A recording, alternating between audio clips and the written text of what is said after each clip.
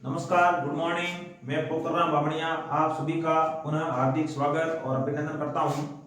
हम बात कर रहे थे कक्षा 12th जीव विज्ञान का जो हमारा छठा चैप्टर चल रहा है अंशा गति का आणविक आधार। उसमें हमने इससे पहले बात की थी आरएनए संसार और सेंट्रल डोग्मा। सेंट्रल डोग्मा की यदि बात करें तो सेंट्रल डोग्मा जो सिद्धांत है, जो जीव विज्ञान का मूलभूत सिद्धांत है, उसके तहत हमने तीन बातें की थी, रेप्लिकेशन और ट्रांसक्रिप्शन और ट्रांसलेशन। अब उसमें से हम पहले बिंदु के बारे में बात करते हैं, रेप्लिकेशन। देखिए, रेप्लिकेशन जिसे प्रतिकृति कहा जाता है, इसे प्रतिलिपि भी कहा जाता है, इसे द्विगुणन भी कहा जाता है और इसे प्रतिकृतिकरण भी कहा जाता है, प्रतिलिपिकरण भी कहा जाता है। अब ये जितने भी शब्द है, इनका ले दे के मतलब यही होता है कि अपने जैसी कॉपी तैयार करना। डीएनए अपने समान, अपने जैसी हूबहू कॉपी तैयार करता है, इसी को रेप्लिकेशन या प्रतिकृति कहा जाता है। देखिए, यह जो प्रतिकृति का गुण है, यह आनुवंशिक पदार्थ के अंदर पाया जाता है। आनुवंशिक पदार्थ क्या होता है? डीएनए होता है। कुछ जीवों के अंदर आरएनए होता है, जो आनुवंशिक आरएनए होता है, उसके अंदर भी यह गुण पाया जाता है। इसका मतलब ये हुआ कि जो आनुवंशिक पदार्थ है उसमें यह गुण पाया जाता है। कौन सा गुण पाया जाता है? अपने समान कॉपी बनाने का, अपने समान उसकी प्रतिलिपि निर्माण करने का गुण उनमें पाया जाता है। तो देखिए, डीएनए और आनुवंशिक आरएनए के अंदर यह क्षमता पाई जाती है और डीएनए द्वारा अपने समान डीएनए का निर्माण करना ही प्रतिकृति कहलाता है। यदि छोटी परिभाषा पूछी जाए, प्रतिकृति क्या है, रेप्लिकेशन क्या है, तो हम क्या जवाब देंगे? तो हम कहेंगे कि डीएनए के द्वारा अपने समान नए डीएनए का निर्माण करना प्रतिकृति कहलाता है। अब इस प्रतिकृति के दौरान अनेक एंजाइम्स काम आते हैं और जब प्रतिकृति होगी तो न्यूक्लियोटाइडों का भी योगदान इसमें रहेगा, या हम ये कह सकते हैं प्रतिकृति के दौरान न्यूक्लियोटाइड और कई एंजाइम्स इसके अंदर है वो मदद करते हैं या सहायता करते हैं। अब देखिए, ये प्रोसेस कब होगा? रेप्लिकेशन या प्रतिकृति का प्रोसेस होगा कब? ये प्रोसेस उस समय होगा जब कोशिका में क्या होना है? कोशिका विभाजन। जब कोशिका में कोशिका विभाजन होगा, एक कोशिका से दो बनेगी, दो से चार कोशिकाएं बनेगी, उस समय यह प्रोसेस होता है। अब उस समय जब ये प्रोसेस होता है तो कोशिका विभाजन के दौरान जो कोशिका चक्र की प्रावस्था है, कोशिका चक्र की जो उप प्रावस्थाएं होती है या कोशिका चक्र की जो प्रावस्थाएं होती है, इसमें हम बात करते हैं कि एक प्रावस्था होती है G1, फिर आती है S प्रावस्था और G2 प्रावस्था। G1 का मतलब है वृद्धि प्रावस्था, बर्स्ट, उसके बाद आती है S प्रावस्था जिसको हम संश्लेषण प्रावस्था कहते हैं, उसके बाद आती है G2 प्रावस्था जिसको हम कहते हैं वृद्धि प्रावस्था 2 नंबर, और उसके बाद आती है विभाजन प्रावस्था। तो ये जितनी भी प्रावस्थाएं हैं, इसमें पहले वाली जो 3 प्रावस्थाएं हैं, इनको अंतरावस्था के दौरान हम पढ़ते हैं, अंतरावस्था या इंटरफेज। तो हम कह सकते हैं कि कोशिका विभाजन के दौरान जो अंतरावस्था होती है, जो इंटरफेज होती है, उसकी जो उप प्रावस्था जिसको हम एस प्रावस्था या संश्लेषण प्रावस्था कहते हैं, उस दौरान यह जो रेप्लिकेशन की क्रिया है वो होती है। तो रेप्लिकेशन की क्रिया कब होती है? एस प्रावस्था के दौरान। कोशिका चक्र में जो एस प्रावस्था होती है, उस दौरान रेप्लिकेशन की क्रिया होती है। अब इस तरह से क्या होगा? जब रेप्लिकेशन की क्रिया होगी, इसका द्विगुणन होता है, डीएनए डबल हो जाएगा, तो जो संतति कोशिका बनेगी उसमें जो डीएनए है उसकी मात्रा बराबर हो जाती है, तो पुत्री कोशिका में इसकी मात्रा समान हो जाती है। अब रेप्लिकेशन के बारे में, प्रतिकृति के बारे में सबसे पहले जानकारी जो वाटसन और क्रिक, जिन्होंने डीएनए का द्विरज्जु की मॉडल प्रस्तुत किया था 1953 के अंदर, तो इसकी जानकारी 1953 के अंदर देने वाले वैज्ञानिक कौन से थे? वाटसन और क्रिक। अब देखिए, एक डीएनए अपने समान दूसरा डीएनए बनाएगा। एक डीएनए अपने समान जब दूसरा डीएनए बनाएगा तो उसमें जो विधियां बताई, अलग अलग वैज्ञानिकों ने अलग अलग बताई, लेकिन सबसे अधिक मान्य या सर्वमान्य जो विधि है उसको हम कहते हैं अर्ध संरक्षी विधि। अर्ध संरक्षी विधि के द्वारा रेप्लिकेशन की क्रिया होती है। देखो, अर्ध संरक्षी का मतलब क्या होगा? सेमी कंजर्वेशन का मतलब है कि एक डीएनए के 2 सूत्र होते हैं, एक डीएनए के 2 सूत्र और एक डीएनए से 2 सूत्र बनेंगे, एक डीएनए से जब 2 डीएनए बनेंगे तो प्रत्येक नए डीएनए के अंदर एक एक सूत्र तो पुराने वाला जाता है और एक एक सूत्र है वो नया बनता है। इसी को अर्धसांख्यिकी विधि कहा जाता है।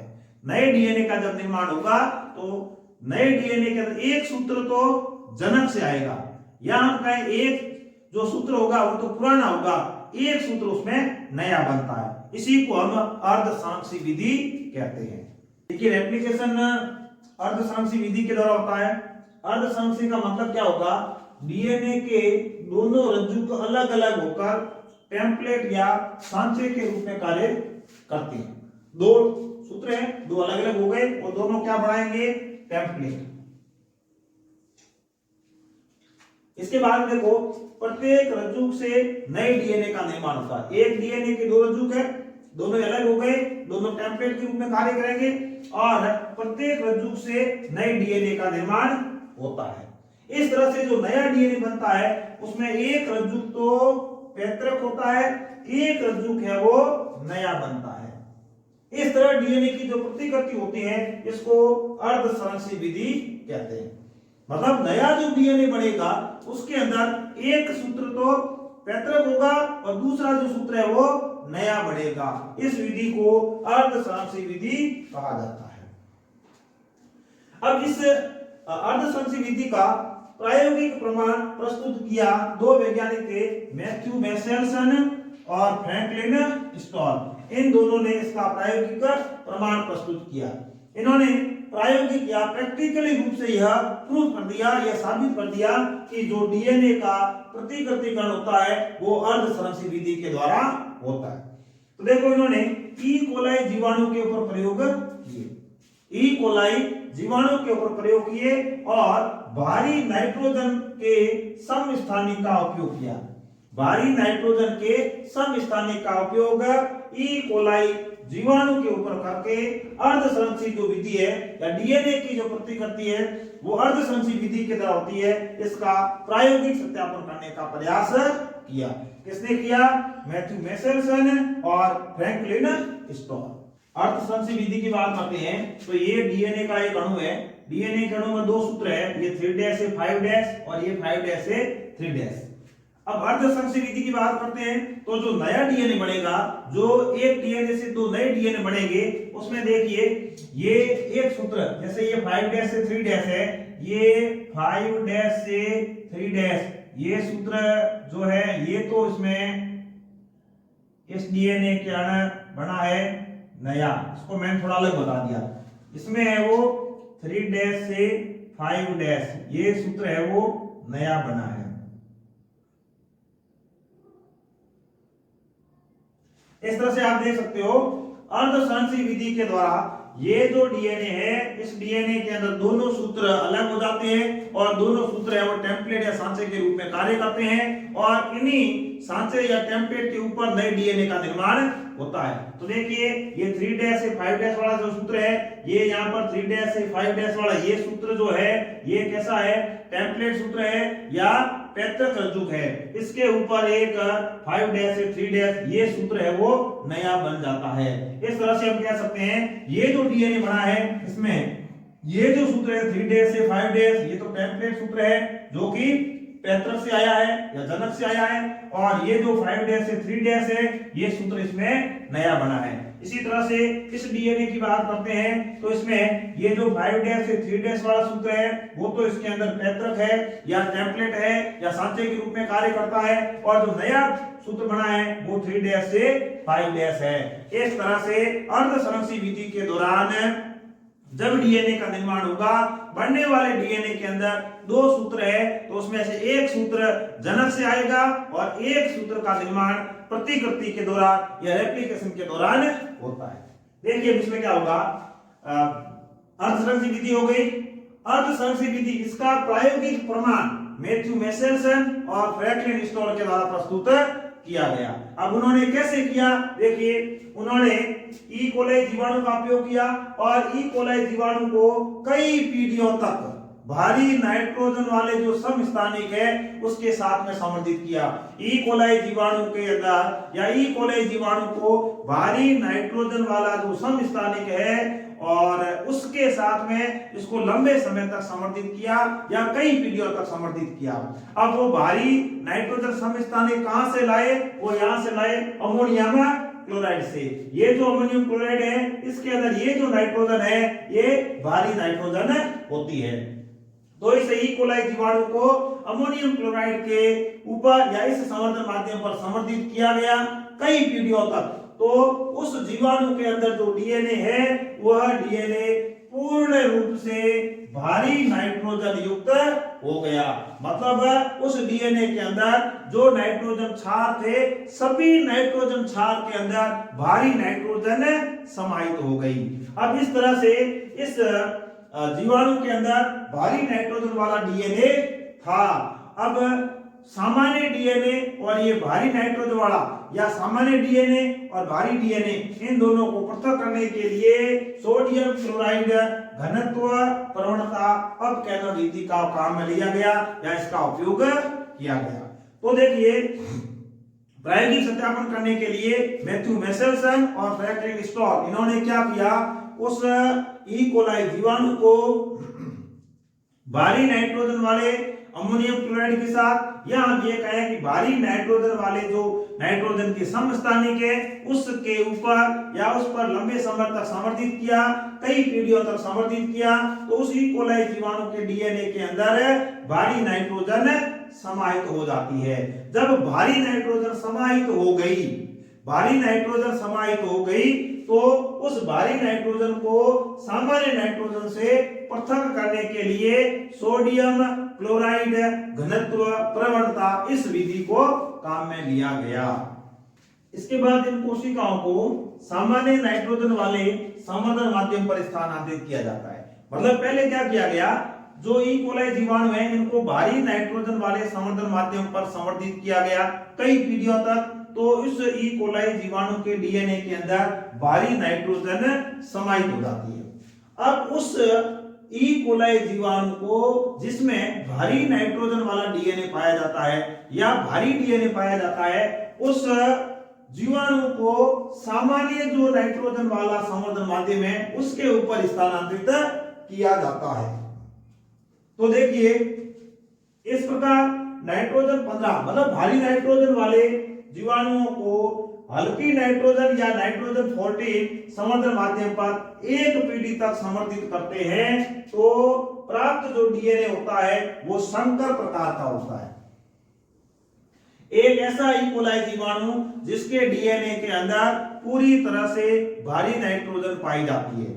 मतलब एक डीएनए के दो स्ट्रैंड है, दोनों स्ट्रैंड के अंदर पूरी तरह से भारी नाइट्रोजन समाहित हो जाती है। उसके बाद में इस जीवाणु को जिसमें दोनों स्ट्रैंड में भारी नाइट्रोजन है उस जीवाणु को सामान्य नाइट्रोजन वाले संवर्धन माध्यम पर संवर्धित किया जाता है। तो 20 मिनट के बाद में इस जीवाणु के अंदर कोशिका विभाजन होता है या हम ये कहें कि ई कोलाई जीवाणु है वो 20 मिनट के बाद में संतान उत्पन्न करता है या विभाजित होता है या अगली पीढ़ी में जाता है। तो 20 मिनट के बाद में जो हमें डीएनए प्राप्त हुआ वो डीएनए भारी डीएनए नहीं था और हल्का डीएनए भी नहीं था। जो पहली पीढ़ी के अंदर डीएनए बना वो कैसा था, हाइब्रिड था या संकर डीएनए था। इसका मतलब ये हुआ कि F1 पीढ़ी के अंदर, पहली पीढ़ी के अंदर डीएनए के अंदर आधा भारी और आधा हल्के प्रकार का नाइट्रोजन था। अब इस संकर डीएनए को अलग करने के लिए सीजियम क्लोराइड घनत्व प्रवणता अपकैनन विधि को काम में लिया गया।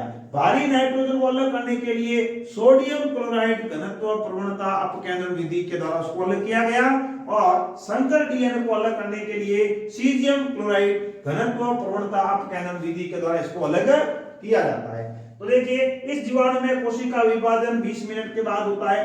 20 मिनट के बाद में हमें नेक्स्ट जनरेशन प्राप्त हो जाती है। जैसे एक जीवाणु है उससे पहली पीढ़ी 20 मिनट बाद, दूसरी पीढ़ी 40 मिनट बाद, तीसरी पीढ़ी 60 मिनट बाद, इस तरह से क्या होगा इसमें वो हमें संतति प्राप्त होती है। तो प्रत्येक 20 मिनट के बाद अगली पीढ़ी हमें प्राप्त हो जाती है। अब देखिए उदाहरण के लिए एक ऐसा ई कोलाई जीवाणु है जिसमें पूरी तरह से भारी नाइट्रोजन है, मतलब ये डीएनए है, डीएनए का एक स्ट्रैंड, इसके अंदर भी भारी नाइट्रोजन, दूसरे स्ट्रैंड के अंदर भी भारी नाइट्रोजन, और इसको हम सोडियम क्लोराइड घनत्व प्रवणता अपकेंद्र विधि के द्वारा यदि हम अलग करते हैं तो इसका जो अलग है, इसको इस तरह से यहाँ पर इसको अलग किया गया, या हमें कह सकते हैं इसका बैंड है वो यहाँ पर बनता है। 20 मिनट के बाद इस जीवाणु में क्या हुआ, कोशिका विभाजन हुआ। कोशिका विभाजन हुआ तो एक से कितने जीवाणु बने, 2, या हम कहें एक डीएनए से कितने डीएनए बने, 2। जब 2 डीएनए बने तो यहाँ पर जो हमें डीएनए प्राप्त होते हैं वो भारी डीएनए नहीं होते हैं, सामान्य डीएनए भी नहीं होते हैं। ये डीएनए कैसे होते हैं, संकर डीएनए होते हैं। संकर का मतलब भारी और सामान्य दोनों प्रकार की नाइट्रोजन में पाई जाती है। तो ये जो डीएनए है, देखिए इसमें एक स्ट्रैंड है वो भारी नाइट्रोजन वाला है, दूसरा है वो हल्की नाइट्रोजन वाला है। इसमें एक भारी नाइट्रोजन वाला है, दूसरा हल्की नाइट्रोजन वाला स्ट्रैंड पाया जाता है। इस तरह से हम ये कह सकते हैं कि 20 मिनट के बाद में जो डीएनए प्राप्त होता है वो कैसा होता है, संकर डीएनए होता है। संकर डीएनए को हम सीजियम क्लोराइड घनत्व प्रवणता अपकेंद्रण विधि के द्वारा क्या करते हैं, अलग करते हैं। तो उसका बैंड है वो यहाँ पर बीच में प्राप्त होता है। भारी का देखो ये एक तरफ मिल रहा है, संकर का बीच में आता है। फिर नेक्स्ट 20 मिनट के बाद यदि बात करें तो 20 मिनट के बाद में 2 से कितने डीएनए बनेंगे, 4। जब 2 से 4 डीएनए बढ़ेंगे तो देखिए ये जो डीएनए है इसमें 2 सूत्र अलग हो जाएंगे, टेम्पलेट के रूप में काम करेंगे, एक भारी है और दूसरा हल्का है। तो इस डीएनए से ये 2 स्ट्रैंड बन जाएंगे, ये भारी वाला स्ट्रैंड है, दूसरे वाला हल्का हो जाएगा। दूसरा हल्के वाला ही था तो ये हल्का और ये भी हल्का। इस तरह से एक डीएनए से ऐसे 2 बन जाएंगे।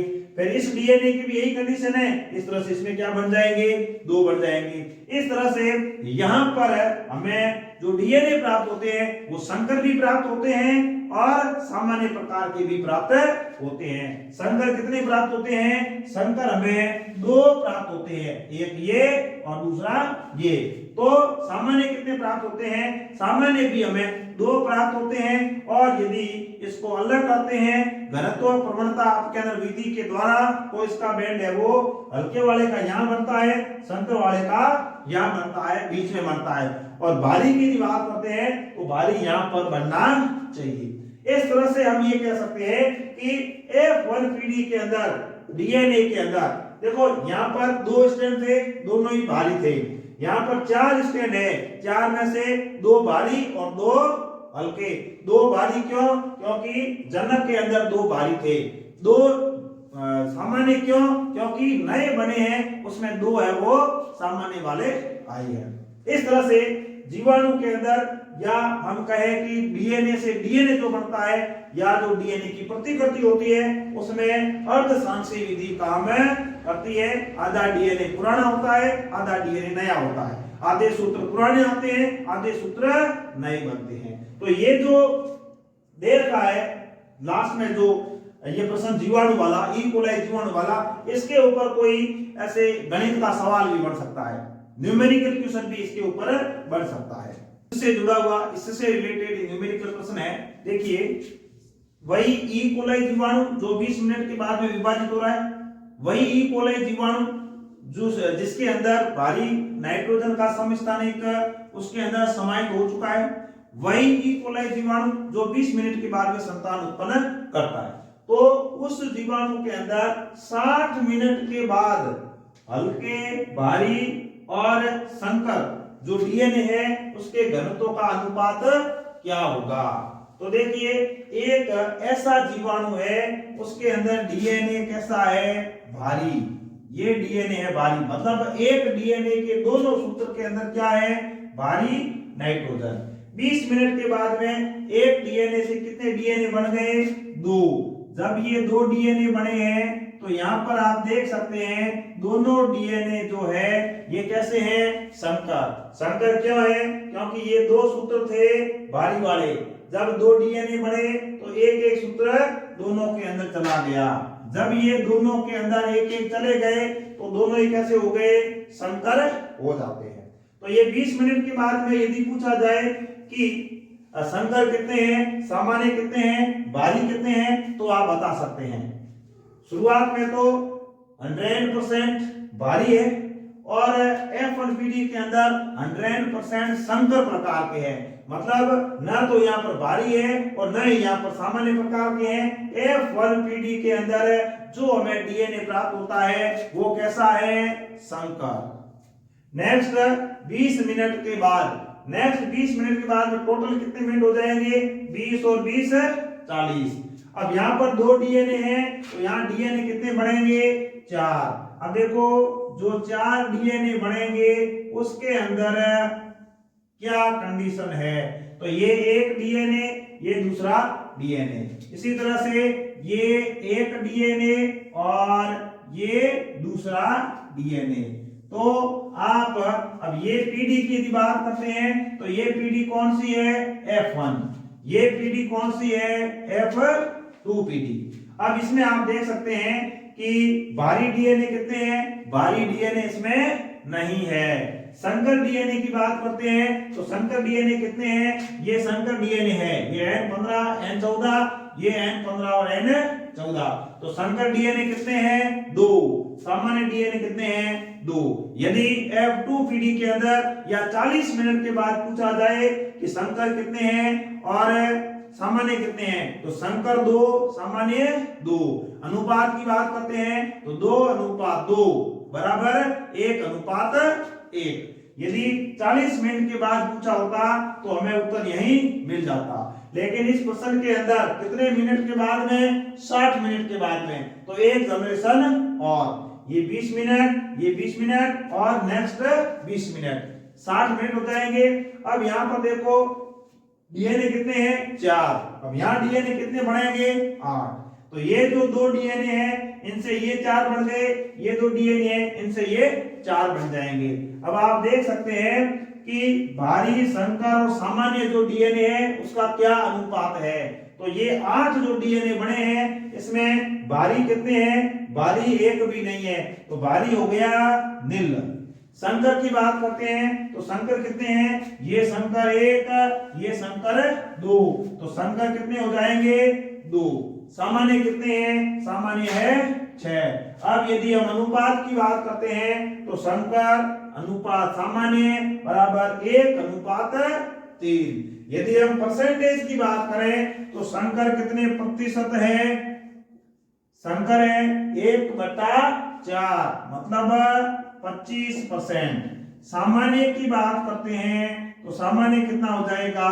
75%। क्वेश्चन कैसे भी पूछ ले, प्रतिशत का पूछ ले, अनुपात का पूछ ले, यदि हमने ये कंसेप्ट समझा है तो कहीं मिस्टेक होने वाली नहीं है। इसलिए मैं हमेशा कहता हूं हर चीज को समझने का प्रयास करें। विज्ञान के अंदर रटने की भूल कदापि नहीं करें। क्यों? क्योंकि रटत विद्या कम समय के लिए होती है, वो स्थायी नहीं होती है। यदि आप इन चीजों को समझ जाते हैं तो समझने के बाद में किसी भी प्रकार की समस्या आपके सामने नहीं आनी है। चाहे यहाँ पर 60 मिनट लिखे, चाहे यहाँ पर 80 मिनट लिखे, चाहे यहाँ पर 20 मिनट लिखे, कुछ भी लिखे, आप आराम से उस प्रश्न का जवाब दे सकते हैं। अब इस तरह से देखो, यदि 80 मिनट के बाद में हो, इसी प्रश्न को मैं नेक्स्ट इसी में ले रहा हूं, यदि 80 मिनट हो तो देखिए 80 मिनट हो तो क्या होगा। 80 मिनट के अंदर टोटल डीएनए कितने हो जाएंगे? 60 मिनट में कितने हो गए? 8। तो 80 मिनट में कितने डीएनए हो जाएंगे? 80 मिनट में डीएनए बराबर कितने हो जाएंगे? 8 और 8 16। अब यहां पर ध्यान रखना, संकर डीएनए तो फर्स्ट और लास्ट 2 ही बनेंगे।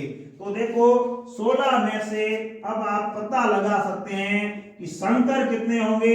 संकर तो अब 2 ही होंगे। क्यों होंगे 2? क्योंकि शुरुआत में 2 सूत्री है, अब ये 2 आगे रेगुलर रहेंगे। संकर होंगे 2, सामान्य कितने होंगे? 14।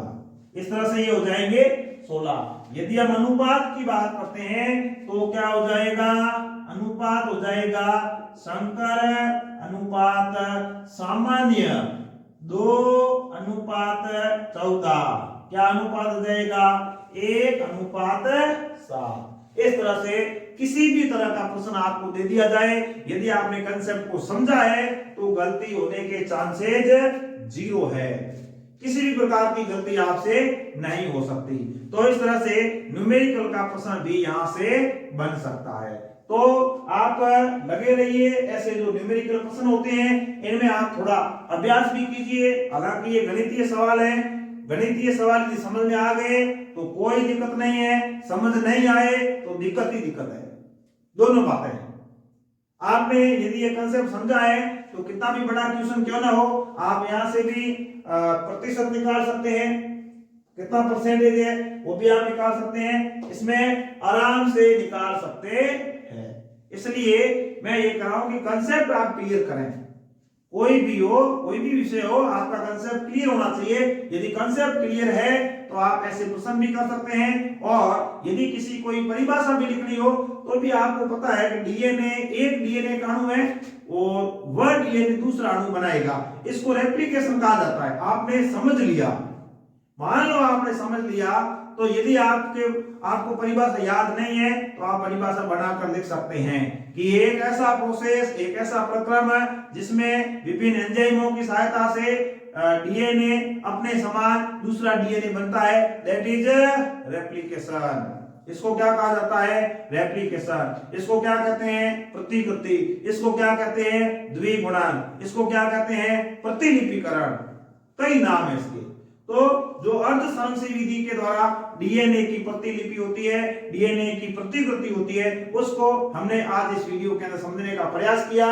तो देखते रहिए आप इस चैनल को और अच्छे से पढ़ते रहिए जीव विज्ञान।